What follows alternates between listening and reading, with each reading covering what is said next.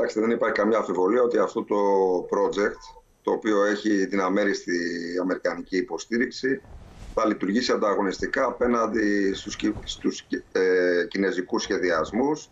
Αναφέρομαι στη νέα οδό του μεταξιού που προσπαθούν να δημιουργήσουν οι Κινέζοι είτε μέσω Κεντρικής Ασίας είτε μέσω του Ινδοειρηνικού.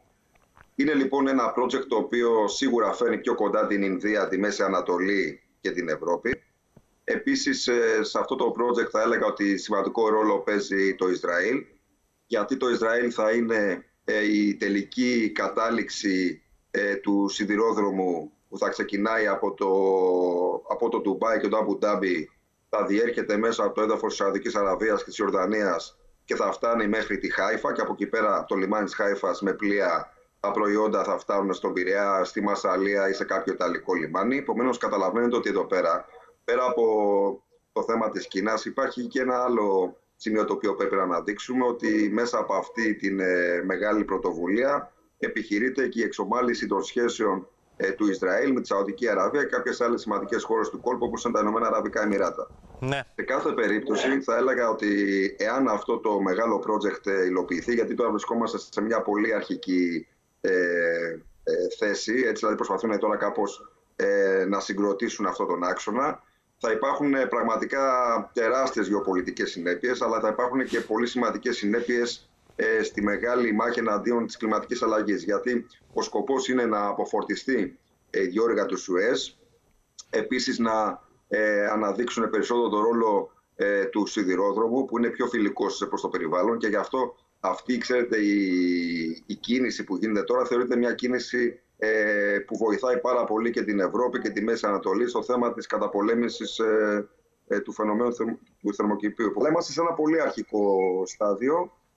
Σημαντικό επίσης είναι το γεγονός ότι δεν προβλέπεται, τουλάχιστον σε αυτή τη φάση, η Τουρκία να παίξει κάποιο ρόλο. Έτσι. Αυτό δεν σημαίνει ότι γίνεται προσπάθεια αποκλεισμού της Τουρκίας, αλλά λόγω της κέρυας θέσης που θα έχει το Ισραήλ, έχει δοθεί μεγάλη έμφαση πλέον στις θαλάσσιες μεταφορές στην Ανατολική Μεσόγειο. Δηλαδή, δεν φαίνεται η Τουρκία να παίξει κάποιο σημαντικό ρόλο, θα το δούμε αυτό.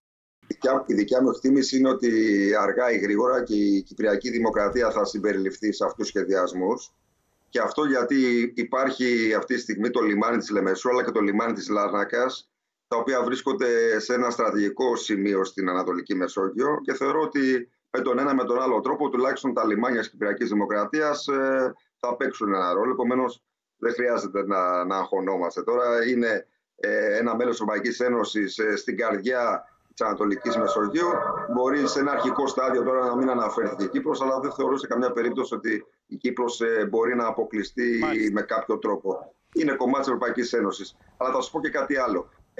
Ας πάρουμε τώρα μια υπόθεση εργασίας ότι τα λιμάνια της Κυπριακής Δημοκρατίας δεν παίζουν κάποιο ρόλο. Το γεγονός ότι όλη αυτή η περιοχή αλλάζει και αυτή η περιοχή πλέον γίνεται, ξέρετε, μια περιοχή όπου θα παίζει στρατηγικό ρόλο στον άξονα Ανατολής-Δύσης, θα είναι πάνω σε θαλάσσιες οδούς, πάνω σε μεγάλα project. Όλο αυτό, ξέρετε, θα συμπαρασύρει εξελίξεις. Η περιοχή θα γίνει πιο ασφαλής, θα υπάρχει μεγαλύτερη σταθερότητα, θα υπάρχει μεγαλύτερο ενδιαφέρον των ΗΠΑ και μεγάλων ευρωπαϊκών χωρών όπως είναι η Βρετανία, η Γαλλία, η Γερμανία, για τα τεκτενόμενα στην Ανατολική Μεσόγειο. Επομένως, ακόμα και σε αυτό, ας πούμε, το δυσμενές σενάριο, ότι η Κύπρος δεν παίζει κάποιο ρόλο, στην πραγματικότητα θα υποφεληθεί πολλαπλώς η Κυπριακή Δημοκρατία από όλες αυτές τις μεγάλες διεργασίες που συντελούνται στην περιοχή.